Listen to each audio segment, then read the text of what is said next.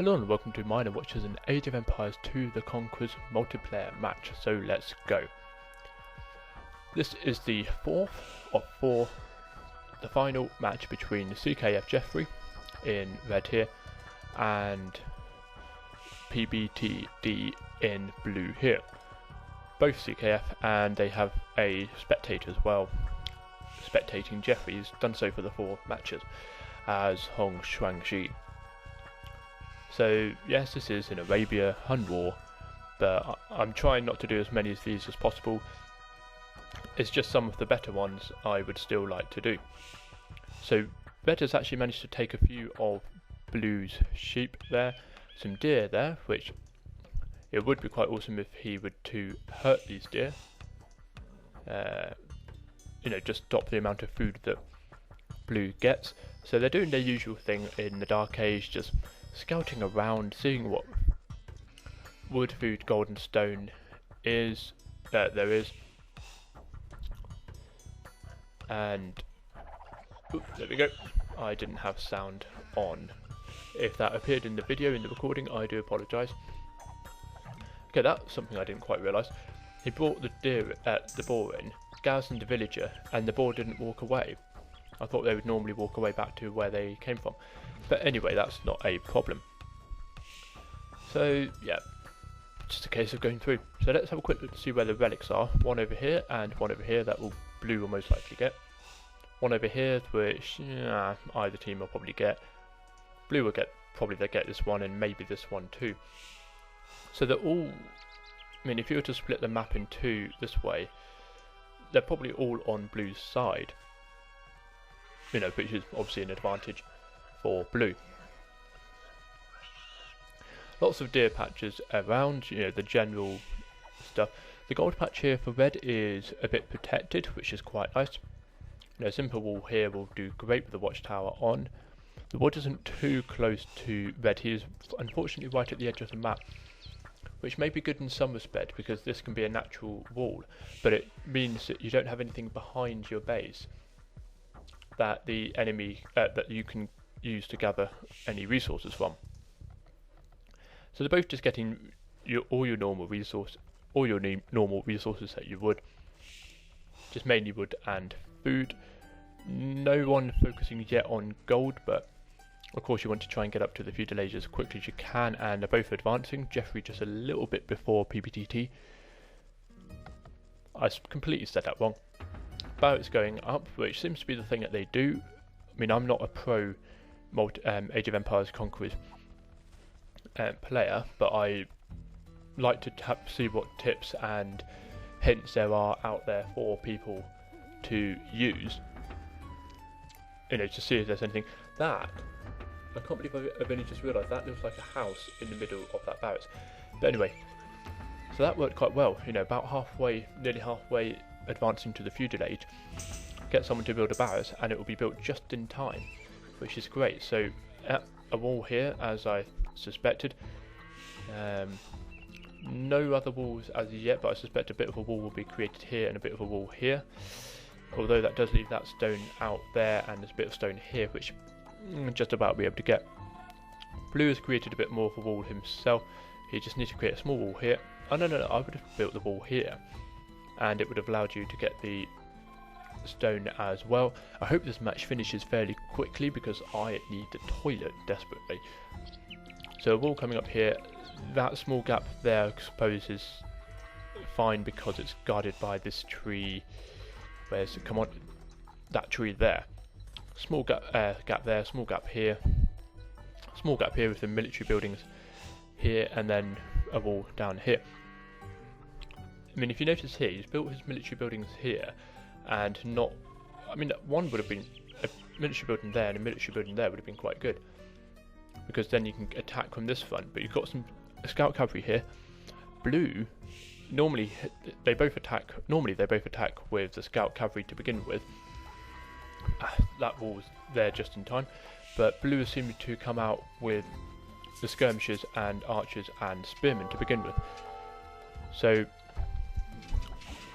one scout cavalry gone, another one there, and more scout cavalry coming up. If you can break through, that is a very good attack earlier on, because these villagers aren't able to get aren't able to be protected. Scout cavalry here, these scout cavalry need to come in. He's just let them come in, so that's a bit of a shame, unless he's trying to lure them out and get a palisade wall up. I suppose that would have been the better idea. So, but another army over here I see. It's nice that they're not all skirmishers and they're not all archers or scout cavalry or spearmen. I think it's good that way, but it's nice that they are attacking with a bunch of things to allow yourself the best attack. So you have the skirmishers obviously to get rid of the archers, you have the archers to get rid of any infantry, and you have the spearmen to get rid of any scout cavalry. Now if you notice there, blue was attacked the wall, and red was waiting here, and then once the wall was down, red went in to lure blue away, and then that allowed a villager to create a wall here and complete it up. So really it's only really been a bit of a detriment to blue, because he could have used that army to do something else. I mean, this is really where the attack is going. I suspect that I think blue's going to win. Oh, maybe not. That's yep. Skirmishers against the scout cavalry. Yeah, the scout cavalry's going to win. So yeah, but skirmishers luring them away to these archers and spearmen. The spearmen should have stayed behind. They would have been best against the scout cavalry. But if you keep that there, not much going on here. I mean, an archer will not do a great job against these scout cavalry. But a watchtower, maybe. Another wall going up here, but good thing red noticed about that wall there, otherwise that would have been quite a problem for him indeed. So now we can't get through, but if he notices this palisade wall here, now the castlade. So let's see what's going to happen. 2 scout cavalry here.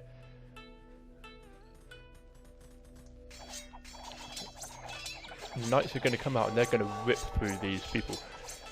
They'll definitely get their money's worth.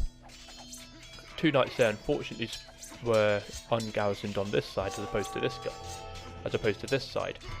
So you had to destroy the stable in order to allow them through. But all those people gone. Got a bit of a small army here. They've armour upgraded twice, and they've got forging. I think it's forging. Let me just check. Yeah, it's forging. But this would be great here. The cavalry archers will be able to do a fairly decent job, do 4 attack each, but that will be a bit of a shame. The stone wall going up now, so red will have to get some battering rams through. A monk coming out to pick up some relics, because how many are left? 1, 2, 3, 4, 5. Excellent. Wood's being chopped down here with that watchtower there as well. Lots of dead bodies. Cavalry archers coming up here. So it looks like blue's going to focus on that front, and that monk was lucky, but it might not be lucky later on. Town centre going up here. I think he just wants to try and get rid of... he's done the same thing as as red did it in the previous game. If you wall yourself in a bit here, then you don't get as many people attacking you. However, knight against a bunch of cavalry archers, no, didn't quite work. So 2 relics here, and it looks like another one's going to be collected. You can only see where one of the other relics is. One of the other relics are, or is, because it's one of them. I don't know how you'd say that, whether you say because it's one of the relic, but the relic's plural. I don't know how you do it that way. Anyway, monk here going to pick up, where's the relic here? It is. Probably could do with building a gate around here maybe, and a town centre. 2 town centres close, not a good idea, but there must be a reason why red has done that. I would have gone for I would have gone for a bit more stone gathering and built a castle around, or even a castle here. That would be a good place to build a castle on a hill. Cavalry archers getting the hill bonus against the knights, but that didn't really work too greatly. I mean, knights will beat cavalry archers, but if cavalry archers are clever about it, they can definitely attack much better. And one villager gone through that, but the watchtower probably did enough damage to stop him. Monks going on a bit of a scouting mission to find anything else around. Town centre being built there. You know, he sees this gold. It's getting loads of town centres, 5 town centres, so he's really going for the booming effect at the moment. And a bit of an attack going here between cavalry archers and knights. I would say red is going to win this little battle, but then of course blue will probably just retreat and come back to here and get all of these cavalry archers to help out. So monk here just about missed that relic, but I'm sure he'll see this relic here. I've got oh no, there you go. Yep, got him labelled. Yep, seen the relic. Get the relic. Get the relic. Anyway, let's go back here. These cavalry archers have managed to do a good job against that knight. Probably a few more arrows would have got rid of it. And the relic has been picked up, but the monk is coming back in the most precarious way, and it will be seen by some of these cavalry archers. Nice big bunch of cavalry archers, but a nice big bunch of knights. Who's going to win? We shall see in just a moment. This monk is not going to be great here. Cavalry archers trying to work their way in to try and get rid of some more villagers. Get rid of that monk, please. And these 2 monks as well. That's 300 gold, just gone like that. But Geoffrey's doing fine for gold, so he doesn't really need to worry. Those people have gone, and the monk here has gone to 400 gold. Gone just like that. Very clever wall from red here. Very sneaky. He could come in and build a watchtower here as well. And how far can PPTT see? So yeah, a watchtower could be built there, and that would really be a bit of a detriment to blue indeed. Bunch of knights coming in. I would say a siege workshop, mangonel coming out soon, and finally a castle. Who's gonna win here? I think the villager's gonna go. Yep, but